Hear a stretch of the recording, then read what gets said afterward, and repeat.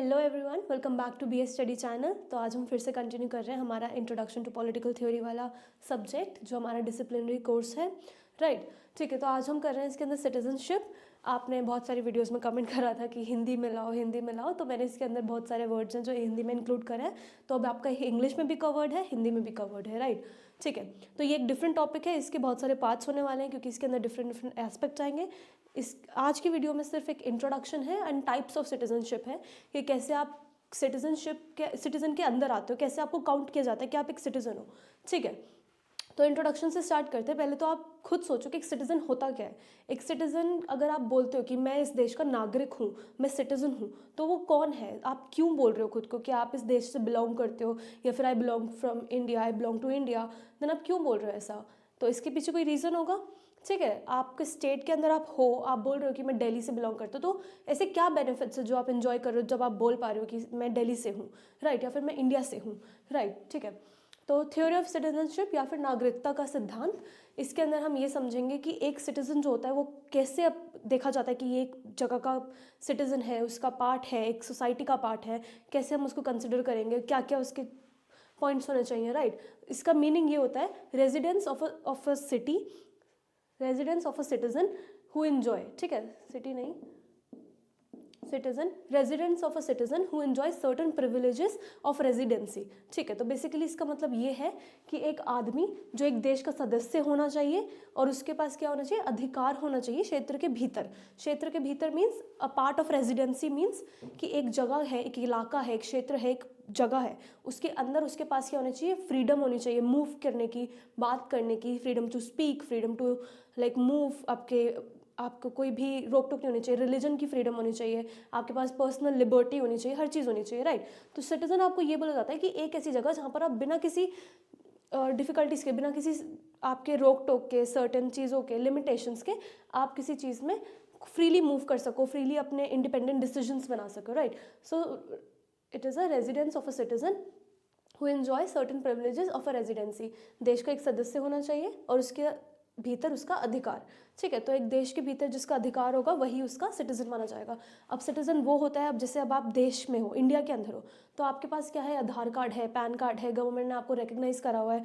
बचपन से ही आपको गवर्नमेंट के पास जाके कुछ कुछ फॉर्म्स भरने पड़ते हैं, आपको 10th क्लास का करवाना पड़ता है, 12th क्लास का, अगर नॉट एजुकेशन देन आपकी कुछ तो होता ही है जो गवर्नमेंट से आपको लिंक करता है और बताता है कि आप इस देश का पार्ट हो और आपके पास ये फैसिलिटीज़ हैं और ये फैसिलिटीज़ नहीं, आप ये कर सकते हो और ये नहीं कर सकते।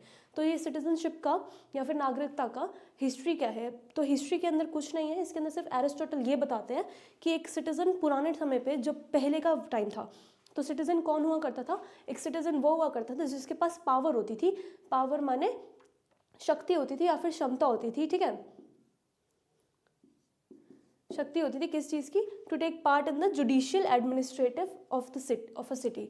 अब जुडिशियल एडमिनिस्ट्रेटिव क्या होता है? एक राजनीतिक या फिर पॉलिटिकल या फिर जुडिशरी, आप एक कॉन्स्टिट्यूशनल वे में पार्ट ले सको, आप डिसीजन मेकिंग कर सको। राइट, डिसीजन मेकिंग कौन करता है? जो एक इंपॉर्टेंट लोग होते हैं, तो वही एक सिटीजन माना जाएगा।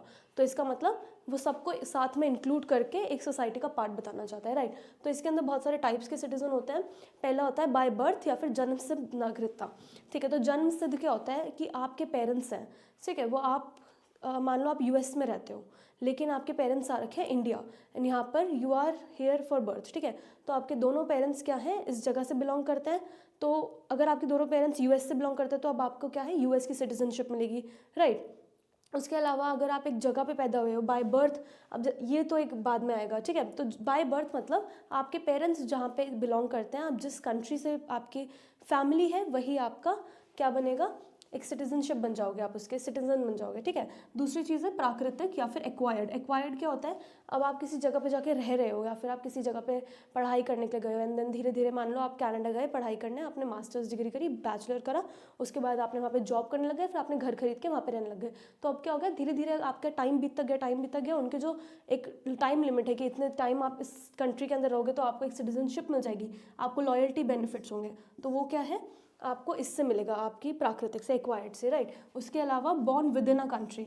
अब born within a country, अब जैसे बहुत सारे केसेस आते हैं कि एरोप्लेन में लोग जा रहे थे, वहाँ पे उसका एक बीच में उसके लेबर पेन हुआ एंड देन वो बच्चा हो गया, फिर क्या हुआ जिसकी वजह से वो अब पता नहीं कहाँ का सिटीज़न है, राइट। तो ऐसे बहुत सारे केसेस हैं। तो इसके अंदर ये बोला गया है कि जिस कंट्री के अंदर एक बच्चा पैदा होगा वही उसका क्या होगा, सिटीजनशिप मिल जाएगी उसको। अगर आप कहीं बाहर से आ रहे हो बट लेकिन you are in India right now, और अगर आप यहाँ पे आपका बच्चा होता है तो देन वो उसको क्या, इंडियन सिटीजनशिप ही मिलेगी।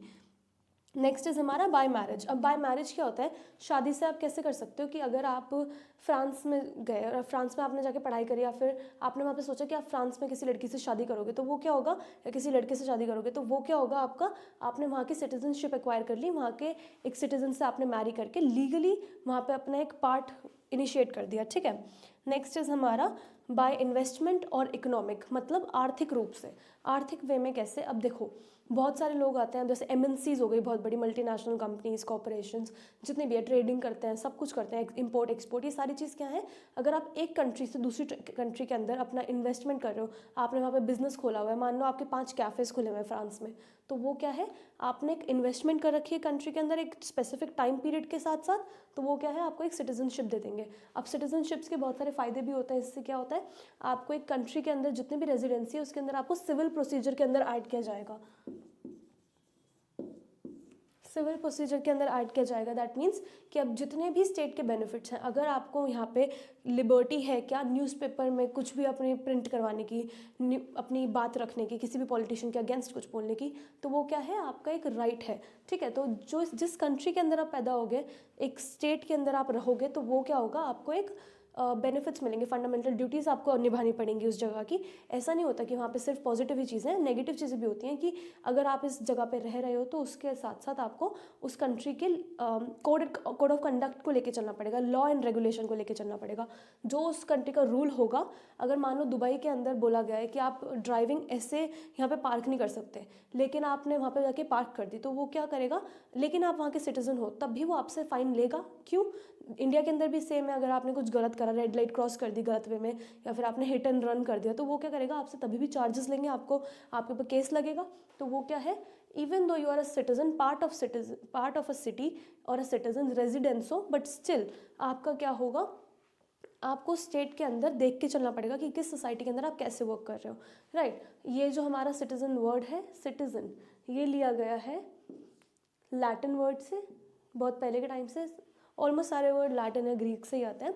तो इसके अंदर ये बताया गया है कि citizen is a part of a country, एक क्षेत्र का नागरिक जिसको क्या है, बहुत सारे अधिकार होते हैं अपने किसी भी चीज़ करने का, ठीक है। तो इसके अंदर हमने पढ़ा मीनिंग या फिर अर्थ, उसका अर्थ के अंदर मैंने अब आपको दोनों लैंग्वेजेस में बता दिया है। हिस्ट्री जो सिर्फ एरिस्टोटल ने कही थी कि एक ऐसा आदमी जिसके पास पावर हो, शक्ति हो, क्षमता हो किसी चीज़ की, to take a part in judicial, administrative of a country, administration कर सके, चेंजेस ला सके और लॉज एंड रिफॉर्म्स बना सके, ठीक है। उसके अलावा हमने पढ़ लिया था टाइप्स ऑफ सिटीजनशिप कि जन्म से कैसे होगा, उसके अलावा प्राकृतिक कैसे होगा, एक्वायर्ड कैसे होगा, born within a country, bye marriage, शादी क्षेत्र में जन्म से, उसके अलावा इन्वेस्टमेंट या इकोनॉमिक वे में, राइट, ठीक है। So that is it. इसके बाद हम करेंगे कि ड्यूअल सिटीजनशिप क्या होती है या फिर बेनिफिट्स ऑफ सिटीजनशिप क्या होता है, और अगर आपकी सिटीजनशिप आपको मिल गई, अब मान लो फॉर एग्जांपल आपने एक एग्जांपल लेके चलो, आप राहुल हो, अब इस राहुल ने क्या करा, बाय इन्वेस्टमेंट या फिर इकोनॉमिक बेनिफिट से एक जगह पे, मान लो लेट्स से यूएसए या फिर यूके पे जाके अपनी शॉप खोल ली, बहुत सारी 4-5 जगहों पे, प्लस उनके 4-5 ज़मीनें खरीद ली, वहाँ पे जाके रियल एस्टेट का काम स्टार्ट कर दिया। तो वो क्या करेगा, अब धीरे धीरे करके उस जगह पे उसका क्या हो जाएगा, सिटीजनशिप कार्ड मिल जाएगा उसको, ठीक है। That green card will be received. अब ये वहाँ का क्या बन गया है, सिटीजन बन गया है। लेकिन अगर इसने कुछ गलती करी, वहाँ पे कुछ ऐसा कर दिया जिसकी वजह से इसकी सिटीजनशिप ली जा सकती है, तो वो किस केसेस में ली जा सकती है और कैसे ले सकता है, कौन इसके ऊपर अपना डिसीजन प्रोवोक करेगा, कौन बताएगा ये सब चीज़ें कैसे होंगी, तो वो कौन बताएगा अभी नेक्स्ट वीडियोज़ में देखेंगे। उसके अलावा हम देखेंगे बेनिफिट्स ऑफ सिटीजनशिप और डुअल सिटीजनशिप कैसे चलती है इंडिया के अंदर, क्या है नहीं, या ये नहीं है, कैसे क्या है, right. So that is it. Thank you so much for watching.